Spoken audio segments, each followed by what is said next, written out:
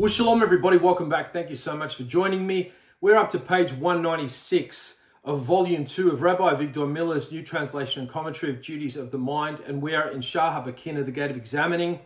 And we've been looking in previous videos about the wonders of the human body, and we're going to continue that theme for a little while because there's still so many amazing things to explore about it, to the point where we can find ourselves literally staggering backward at the complexity and the miraculous nature of how the human body works from the time of its conception all the way to the grave. It's just something that is quite bizarre. So if you can sort of take yourself out of the way that you perhaps for many years have viewed the human body in terms of what you're just used to, and look at it in the light of what we're going to be sort of exploring, you may end up coming away from this finding that you have a new appreciation for this thing that you have to sort of get up and wash and, clean and put clothes on and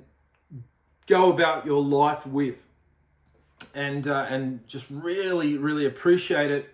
And this will heighten your sort of default attitude. Okay, so let's get into it. A little bit of a plug there. Hashem has provided means to protect and preserve the blood tendons, nerves, and blood vessels and shield them from injury.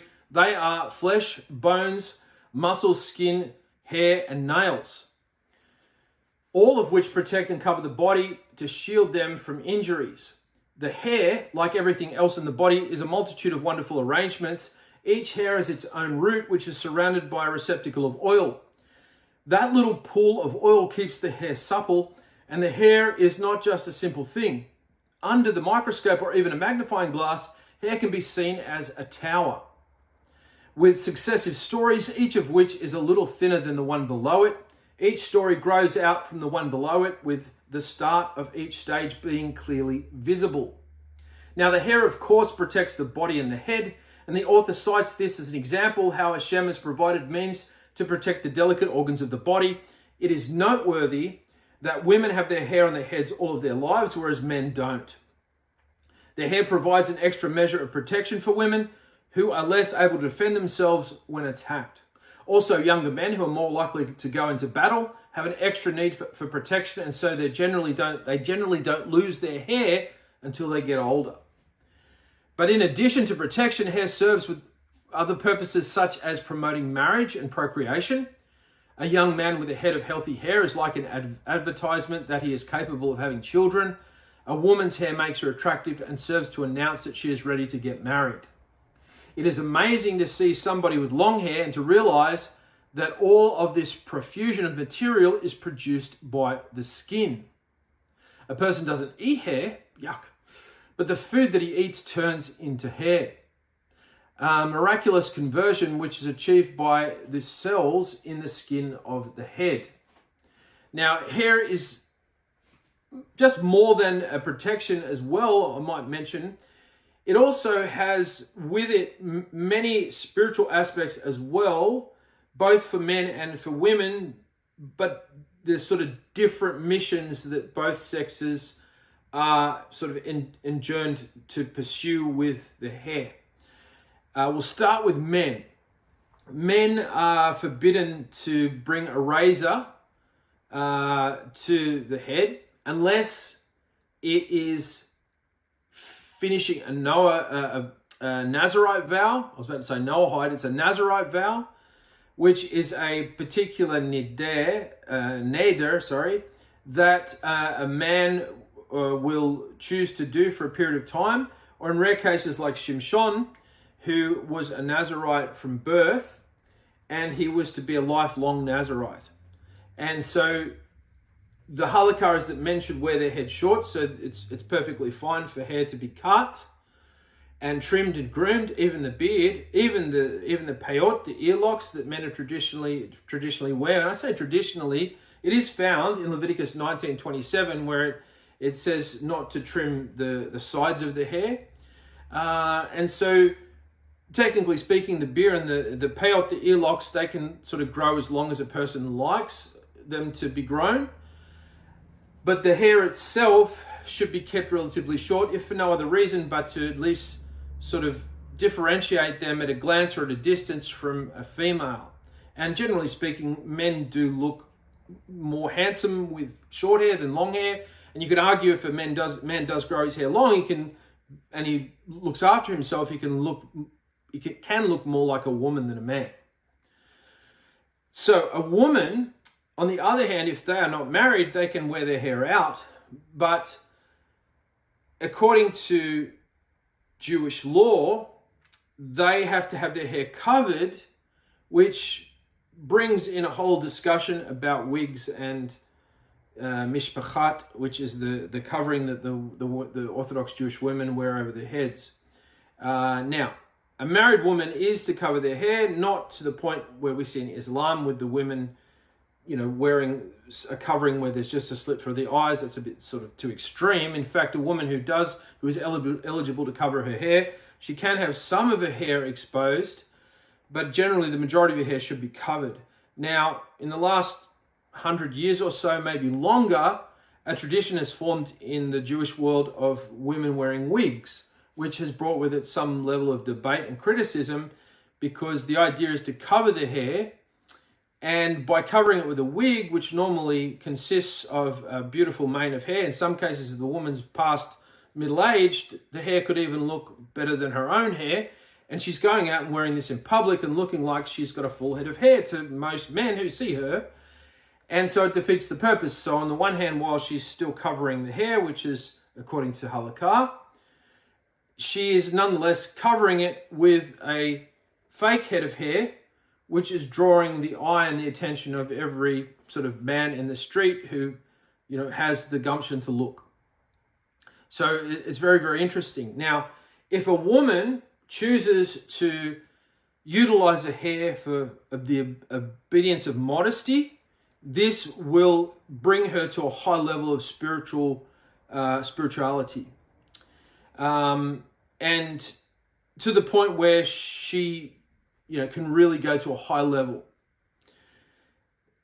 On the other hand, a man, if he chooses to grow a beard and wear peyot, this can also elevate him to a high spiritual level. Now, many people ask about the peyot, why they sort of exist, and they sort of sit in the periphery of each eye, and they're a reminder of the Torah, but they were something that was worn practically by shepherds in ancient times that would, when they waved their heads, when they swung their heads around, the peyotes would move and they would startle insects and flies and mosquitoes. And so there's a practical sort of use to them as well. In Australia, you've seen, farmers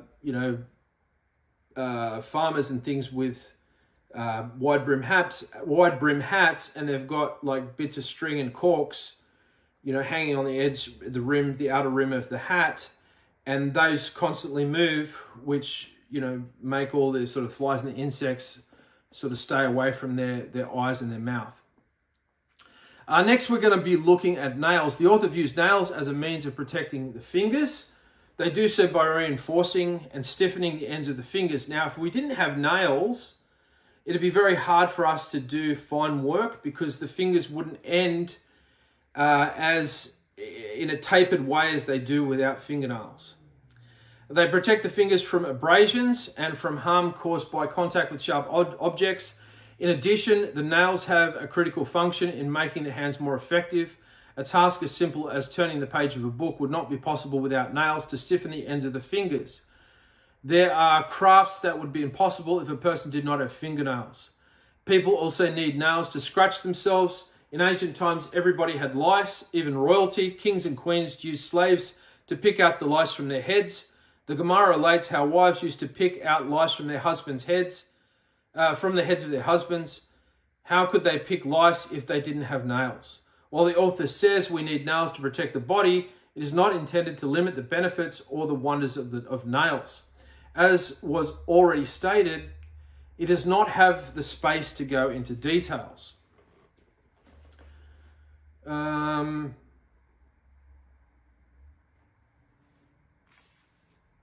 He wants us to take all of the things he mentions and expand on them as much as we're able to, even though there is much more to say about these things. that does not prevent us from saying at least something. Otherwise, we would live out our entire lives without even thinking of the gratitude we owe to Hashem for our nails. Nails are delicate instruments that are subject to wear and tear, and so they are miraculously replaced every month. It is a tremendous chesed, a kindness of Hashem, that the nails keep on growing.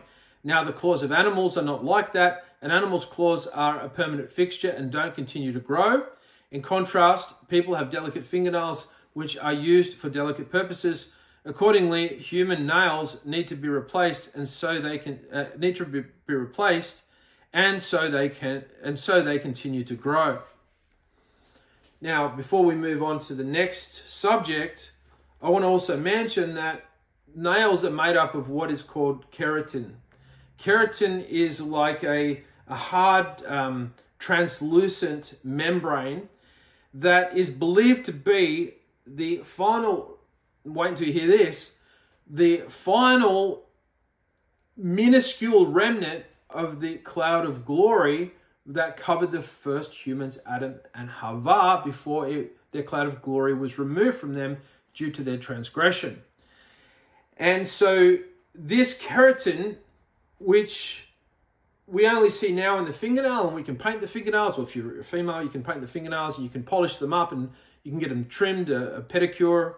I don't know if it's a manicure or a pedicure. I don't know which is which for the feet, for the fingers, for the nails. And so we used to be covered in some sort of similar substance to this, which used to emanate divine light. And this is one of the reasons why there's the custom at the end of Shabbat to bring the fingernails up to the candlelight of the Shabbos candle and see the reflection of the Shabbos candle lit in the reflection of the nails. And this is to remind us of the cloud of glory that the first humans once were adorned with, and that we should all be clothed in again at some future time.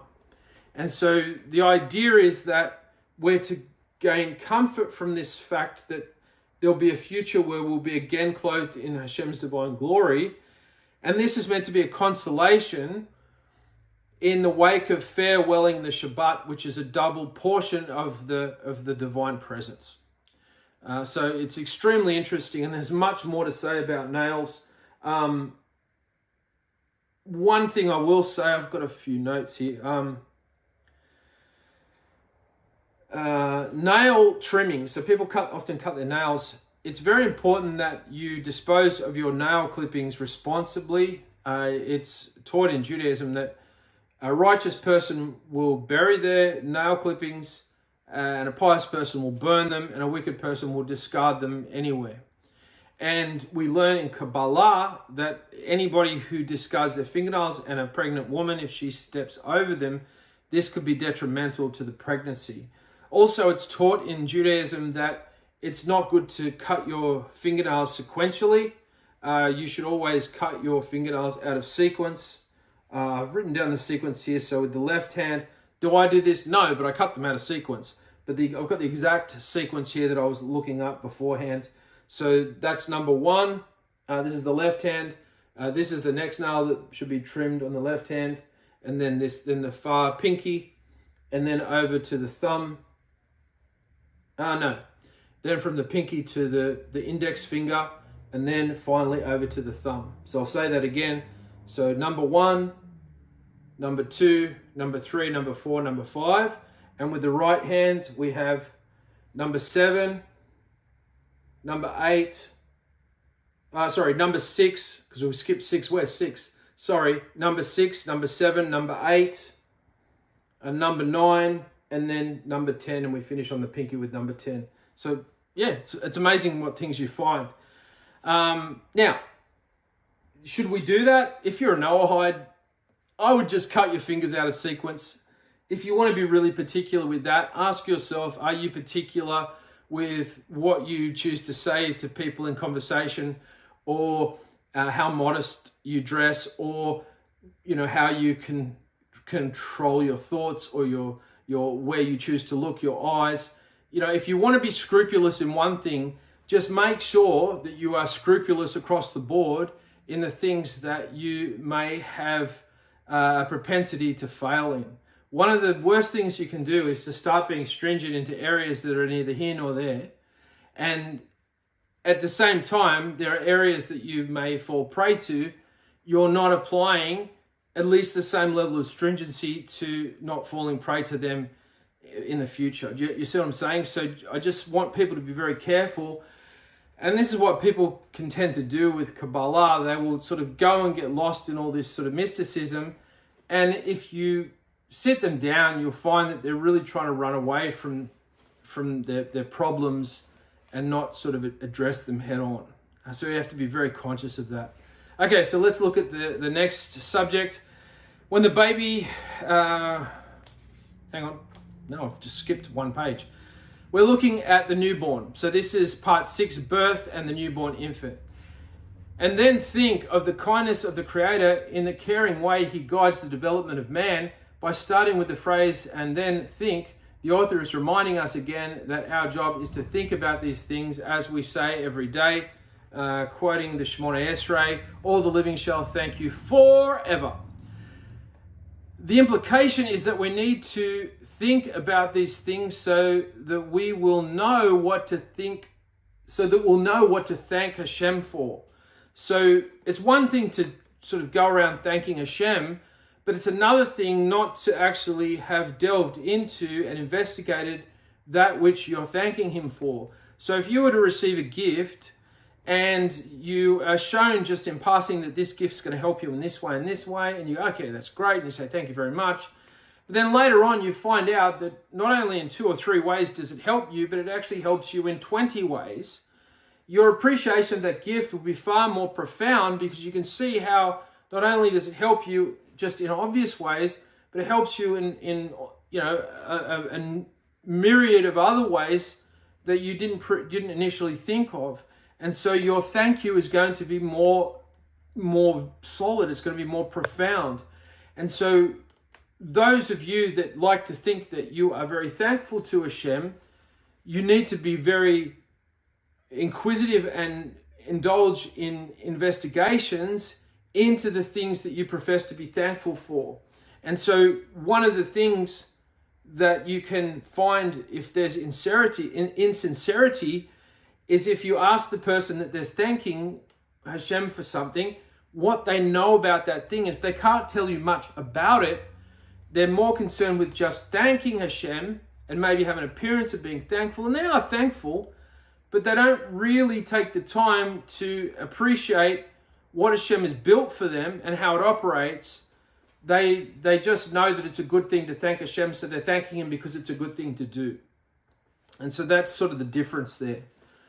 He made the mother's womb, His couch, the place where He is able to recline at the start of His existence, so that the baby will be in a protected place, in a secure fortress to protect it from the outside world, a place where no hand can touch it, and where it will neither be affected by heat nor cold. If people were to grow on trees like fruit, that would be exposed to the elements. But Hashem made man and other mammals so that the first stage of their development would take place in a protected environment. This is not the case with fish, many of which are developed in the open. The fish lay eggs and the male puts sperm on top of the eggs outside. But in mammals, of which man is the most noble example, the fetus develops in the most protected place, with the strong shield of its mother's body around it, a fortified shelter, and with food provided for it, the baby continues to grow until it is strong enough to move about inside its mother.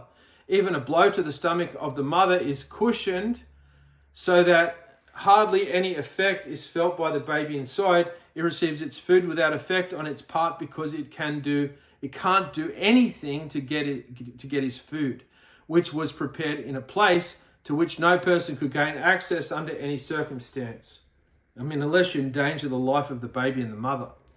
No person can feed the fetus, so Hashem feeds it inside of his mother. The larger its body grows, the more nourishment it receives until a set time. When the baby was inside its mother, the blood that flowed through the umbilical cord into its navel fed it with all kinds of nutrients. The baby is not yet able to eat, and so the nourishment is piped down to it through the umbilical cord in accordance with its need. At the very beginning, it uses very little, and later it uses more and more. The author expresses wonder that the amount of food that is piped down to the baby gradually increases as the baby grows. You think, from the time the baby first receives nutrients to the time when it's just ready to leave, the actual nutrients has to be increased. And so how is this increase in nutrients from the mother, how is this, actuated? How is this gauged? How is this brought to bear?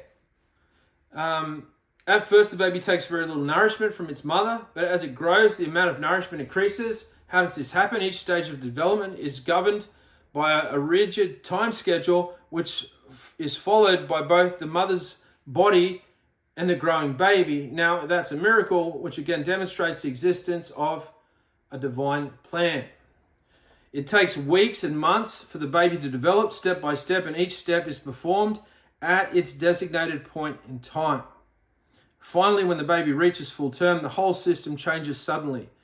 It then leaves its mother's womb through a narrow passage without having to engage in any schemes to enable it to emerge, nor having anything to help. Nobody can help the baby, since there is nobody with it as it makes the transition from the womb. It is helped only by the power of the all-wise, all-merciful, gracious one,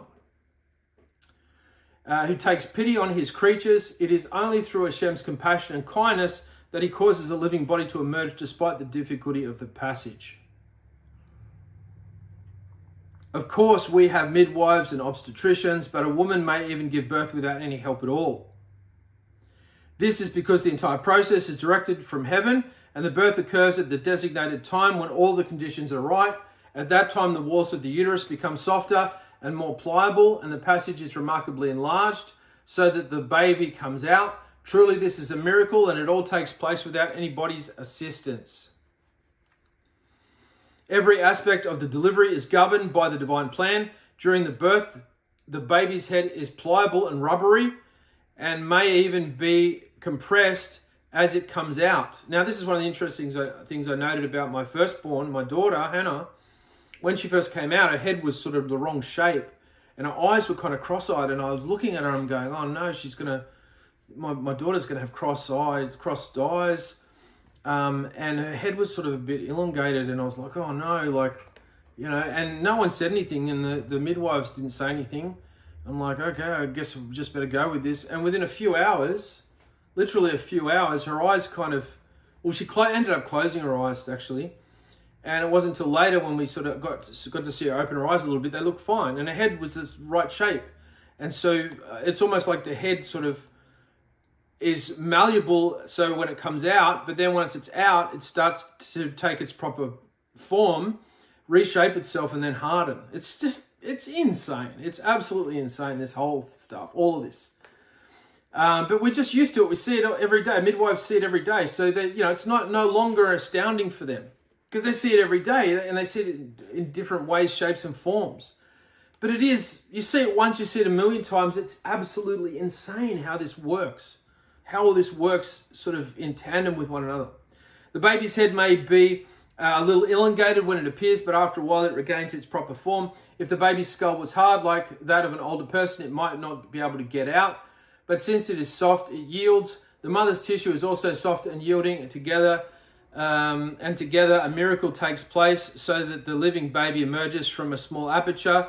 It's almost as though we can see Hashem with our own eyes when we think about these things.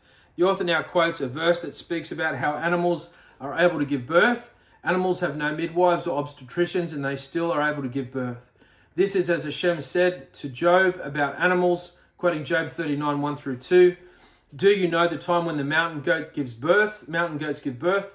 A mountain goat lives in seclusion. There is nobody nearby to help it. And when the time comes, the mountain goat performs this miracle without any assistance. The verse continues, do you anticipate the labor pains of the hind, the female deer?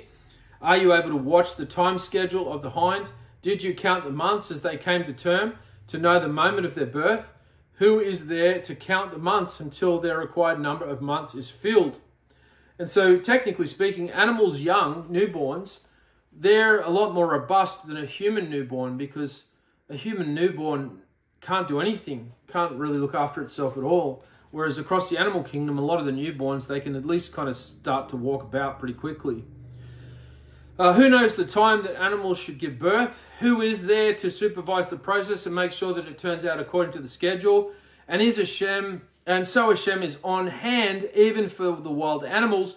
Despite the complexity of the process, animals succeed in giving birth because Hashem has arranged in his system that every species is able to survive. No species became extinct because a birthing process was too complicated. We see here that the process of being born is a matter of timing, engineering, and planning by Hashem, and therefore we have an obligation to think about it. Every human being was personally involved in this process, and every human being should be grateful to Hashem that he was born. Unfortunately, there are sometimes complications in the birth process, causing a baby to lose some of its natural abilities. A baby can be born brain dead as a result, heaven forbid, as a result of a long wait before birth. But thankfully, the majority of cases are so expeditiously executed that the baby comes out perfect and unharmed. And so everyone needs to thank Hashem. The author is speaking to all of us. He's not just talking to scientists or to professionals. So when was the last time you thanked Hashem for being born?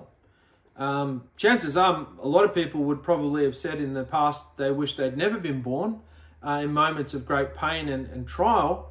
But the reality is we should be thanking Hashem that we were born. Even those of us that maybe even came out with some injuries, no matter, what they might be, if they're minor things, or if we came out without any injuries at all the more so we should thank our Creator for our birth. So say thank you, Hashem, for bringing me into the world in a healthy way. It was, it's touch and go. Never in their lives does the mother and the child ever undergo a process that's a natural process of life where they come so close to death.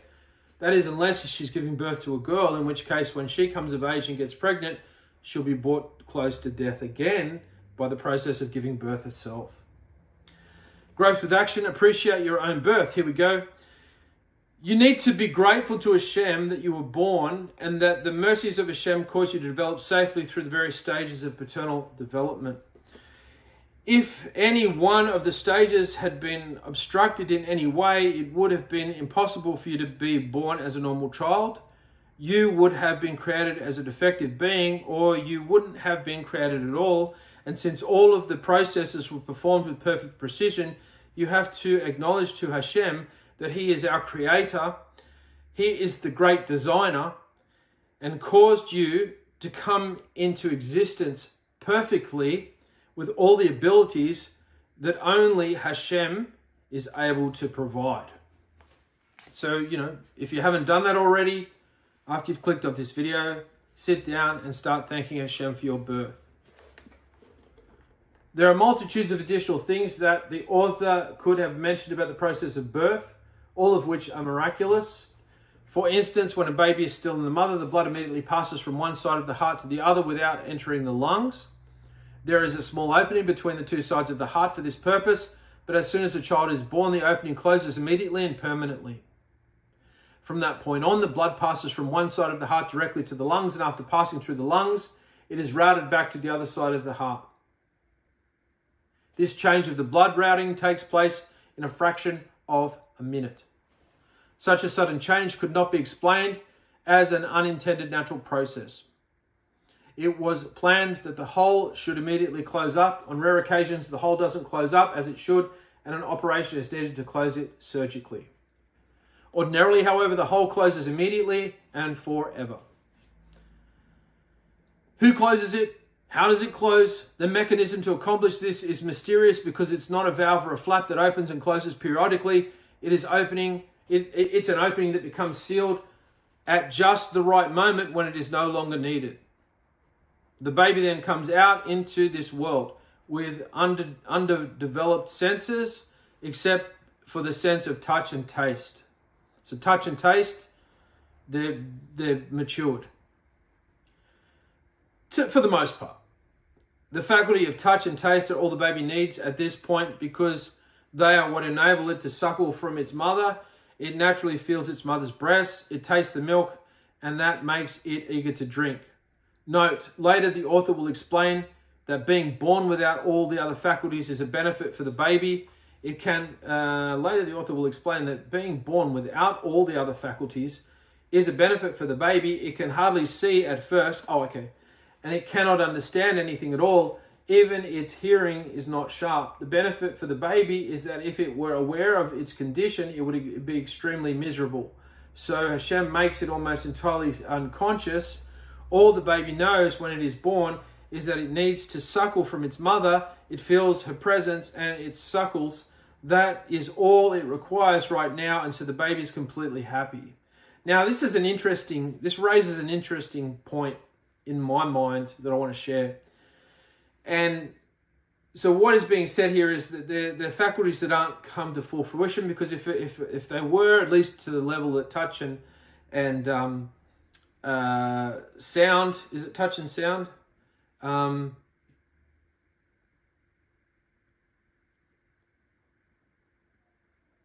think it's touch and sound. No. It can hardly see at first, and it cannot understand anything. Even its hearing is not sharp. The benefits... it's not sound, is it sound?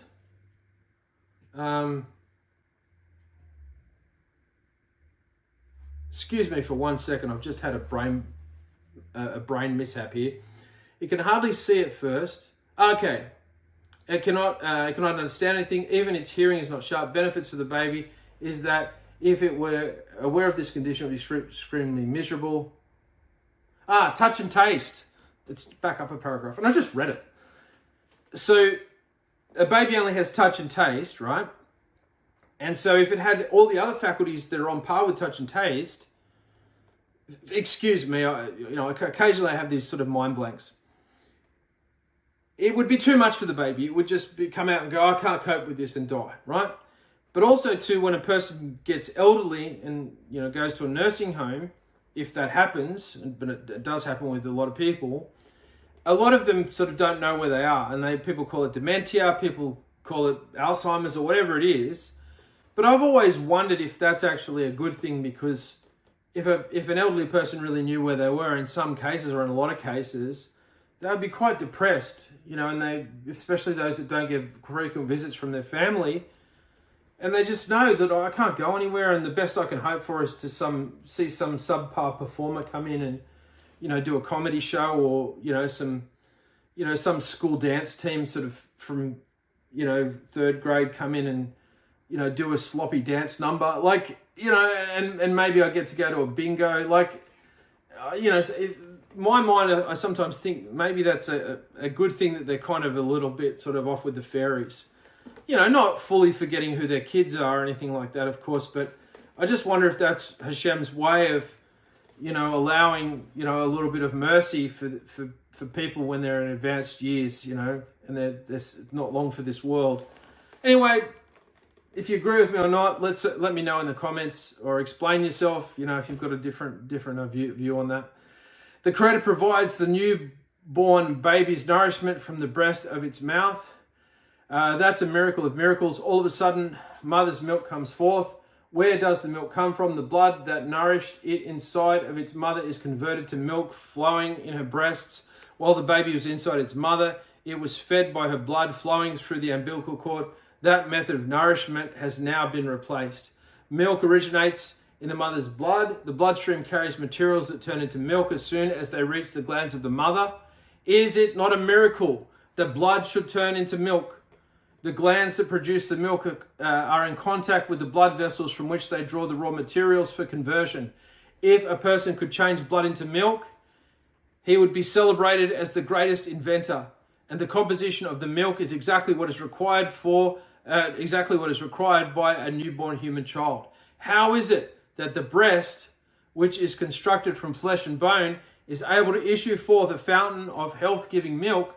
The ability of the mother's breast to provide nourishing milk is surely one of the greatest miracles in the entire universe. Think about it. Animals and women that are pregnant, they can provide milk. that's ready to go. You can, and it's nourishing for what it's intended for. For a mother, it's a baby. For an animal, it's a newborn calf or whatever. The milk of elephants is that which is best for baby elephants, and the milk of the hippopotamus is that which is best for the baby hippopotamus. For thousands of species of mammals, each one's milk is exactly suited to that species. The more you read about this, the more you think about evolution, and you just want to throw up or something. Like, or not literally throw up, but you just go, are you serious with your evolution stuff? Just give it up, will you? The milk of human beings is very best milk for children. Even cow's milk is exactly suited for cows, although it can be readily adapted to human use. We therefore see the miracle that Hashem performed in providing milk.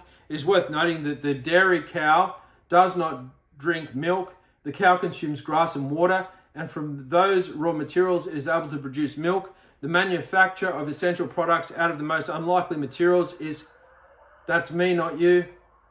Whenever a siren goes off, if I'm recording, doing an audio or video, I will say that's me, not you, because I've listened to so many lectures where you hear a siren going off in the background. You might be listening to a lecture in your car and all your sensors fire, and you go, oh no, what's happening?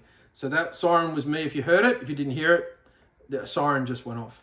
Anyway, back on the subject. The planning for such a complex process could only have been achieved by a brilliant designer. Hang on, let me go back a sentence or two. The manufacture of the essential products out of the most unlikely materials is clear evidence of the hand of Hashem. As we pay attention to the evidence of his presence, the planning for such a complex process could only have been achieved by a brilliant designer. And so by looking at these things, a person gains Yirat Hashem, the fear of Hashem. He gains Imunah, faith, and gains Deh, I think it's Deh, pronounced Deh, the knowledge of Hashem. It's Da'at, I think that's Da'at, anyway, it says Deh here. Now, most people will say that we don't have to bother. We believe in Hashem anyway. But the truth is that that simple faith is too superficial to be called true Yirat Hashem. And there we are. We've just had it revealed to us. The person who says, oh, you just have to have simple faith, you're getting too nitty gritty for nothing. This is somebody who lacks the fear of Hashem because they are too lazy to look into the beauty of the gift that Hashem has given them. Because, they might be struck off their feet by the miraculous wonder that it is. And it might cause them to, really maybe have to sort of change up a few things that they're doing wrong perhaps. So don't let anybody convince you that all this is for nothing. All this is absolutely crucial for you to be who you thought you were. And up until this time, when you've started to come to learn these subjects, you finally have a real red hot chance at being who you thought you perhaps were and being it now for real. Because now you're like, whoa. If somebody can make this thing that's so complex, maybe there's another environment that I don't know about, which is recording everything and is watching how I go in this test of life. And therefore I want to do good. And I want to right the wrongs that I've made. And this is where it starts. This is where it starts, getting down to the basics and going, look at this beautiful world of kind design that Hashem has created in front of you. The mother's milk is pleasant and sweet. Mother's milk is better for the baby than any other kind of milk that can be found. Although other types of milk can sometimes be used as a substitute, they need to be modified by dilution or possibly by means of additives. But the mother's milk itself is the perfect and complete formula that the baby needs, and it tastes very good to the baby. One can see how thirsty the baby is when it suckles with such eagerness and pleasure. Hashem made it so pleasurable for the infant because when somebody eats his food with pleasure, he digests it much more effectively. So bear that in mind if you're eating food, and you will be at some point, I'm sure.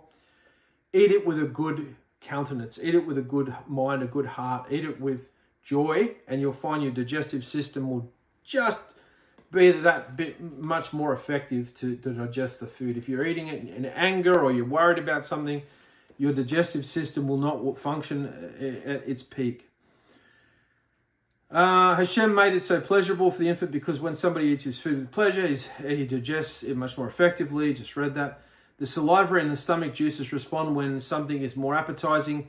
These secretions of the glands in the mouth and the stomach help to digest the food. Even when a person looks at appetizing food, his stomach is already producing secretions in preparation for the food he's going to swallow. Be careful with chewing gum because I believe, correct me if I'm wrong in the comments, but I believe that if you chew too much gum, because chewing gum and swallowing the flavor, the stomach thinks that it's going to receive something, and it's it's balking the stomach, because ultimately you don't swallow gum, and yet once you start chewing and absorbing the flavor, swallowing the flavor, your stomach is getting acids ready to break down what it is that it thinks you're about to swallow, and you're not swallowing anything, so you can do damage to the stomach. It was a while ago I looked into that, but if I'm wrong now, there's new. Let me know in the comments. Isn't YouTube great? You can put comments in. Be nice though. And that is surely the case when he puts it in his mouth. Let's just go back. Even when a person looks at appetizing food, his stomach is already producing secretions in preparation for the food he's going to swallow. And this is surely the case when he puts it in his mouth. Accordingly, Hashem gave the baby a pleasure in nursing so that when it can digest the milk, so that it can digest the milk more effectively. Now, some adults are unable to drink milk and have to drink milk substitutes such as rice milk, but all babies drink mother's milk. Milk is for them not only the healthiest food, it is the most delicious food, and therefore, when they drink it, they digest it with the utmost satisfaction and success. It is also important that the milk is a liquid because the baby can't eat solids yet. It is part of Hashem's plan that the infant shouldn't have any teeth. If it had teeth, it would injure its mother's nipples.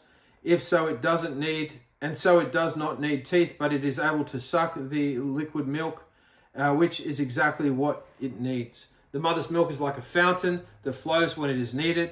At first, when the baby is little, only a small amount of milk is produced. However, as the baby gets bigger, the flow increases. In the times of the Gemara, children were suckled for 4 years. Clearly, in the 3rd or 4th year, the child needed a lot of milk, so the breast produced abundant milk. That's me, not you. This phenomena is not something that is achieved by practice. It is part of Hashem's design and time schedule. The more that is needed by the child, the more Hashem produces for it. But the milk is not so abundant that it would place a burden on its mother, or that it would flow out without suction, nor is it so meager as to tire the child as he tires to draw out from the breast. When a mother produces milk, it is not so abundant so as to interfere with her daily activities.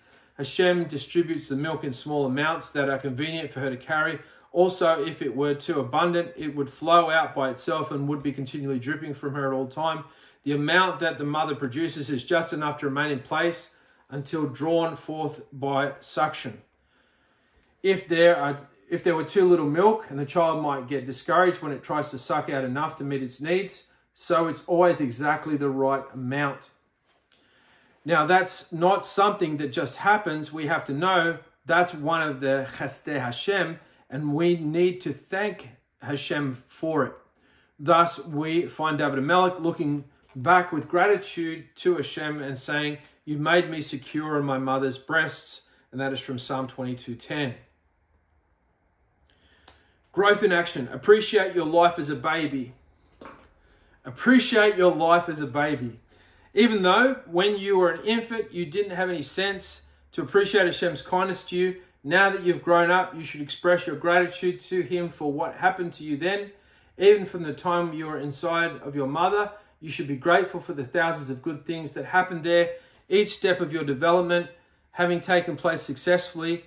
If even one critical step had failed, who knows what you would look like today, and yet Hashem protected you step by step. So if we could see, and I'm sure we will in some way, shape or form on the other side of the veil, if we could see all the processes that are required for you to be even conceived, and then from that conception grow when the sperm and the egg unite, and then you grow inside the womb of the mother, if you were shown all the little intricate detailed list of stages of things that would had to have occurred, that occurred successfully, your mind would be blown with appreciation of how Hashem, even before you had a chance to do anything, has provided you with a down payment of what he expects to become a good life. Now, I'm not saying you're going to have a life without trouble, but whatever life you're born into, you take the right path.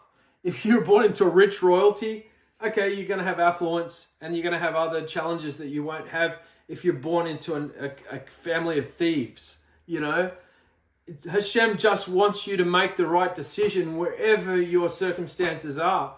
And doesn't require anything but just common sense. And then you've won. It's a video game that everybody can win. You know, you're not disadvantaged in any way. And if you've got a mental disorder, well, then of course that's going to come into play in terms of whatever it is you can achieve in whatever lesser state you've come into the world. You just got to take whatever state you're in and do the best with it. You know, it doesn't mean that everybody has to attain, you know, the best material state. It just means you have to make the right decisions and the right choices. And if you make the wrong ones, to rectify those wrongs and not sweep them under the carpet.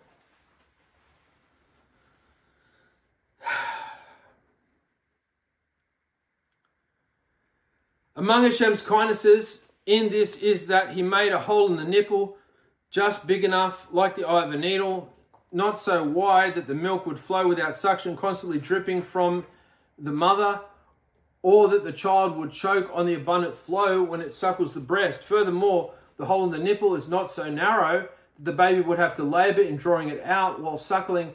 The baby might get discouraged if it had to work very hard to draw out a little bit of milk. And this can happen with some mothers. And so the baby ends up not breastfeeding properly, but the majority of the mothers, it works. Therefore, the open is exactly the right size so that the infant is encouraged to suckle, and it suckles in a way that is most beneficial for it. In order to claim the baby at a bris, it is common practice to give it something to drink from the bottle. Sorry, claim a baby. I'm going to read that sentence again, this time in a way that makes sense to you and me. In order to calm, not claim, in order to calm the baby at a bris, the Brit Milah, it is a common practice to give it something to drink from a bottle. Sometimes when they try to put the nipple of the bottle in its mouth, the baby chokes because there is too much of a flow. To avoid this, the bottle should be held sideways. Similarly, to prevent the baby from choking on its mother's milk, Hashem constructed the nipples of the breast so that they would have just the right sized opening. Later, the baby's body grows stronger and is able to see objects and to hear sounds. The newborn infant sees almost nothing and hears almost nothing. It doesn't need these senses, and the less it knows about what is happening around it, the better off it is. There you go. If it were able to see and hear as it was emerging from its mother, it might have been overwhelmed with fear. And we will leave it there. That takes us to page 206, to part 7, the miracles of childhood. I think I already did a video on that. I did one video out of sequence. I'll have to check.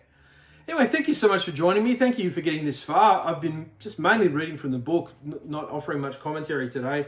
I hope that's all right. Please give the video a like if you found some of the information helpful to you, or give you a motivation to be more thankful to Hashem in areas you never thought you would be before. And please, if you could be inclined to share the video and subscribe to the channel if you want. I don't make any money off this channel. I'm not eligible to do so because of some what's called reused content, repurposed content. Naughty me. But it is what it is, and it means that I don't have to sort of bow to any rules to maintain my monetization. So I can sort of, I feel like I've got more freedom. But if you want to support what we're doing, you can actually donate. If you go to our website, Netzrim you'll see there's a page for donating. Just say, just type in YouTube so we'll know what the donation has been inspired from. And you can donate to us that way. Thank you so much for joining me. I hope you have, Netzrim I might as well spell it out just for you. Net, Netzrim,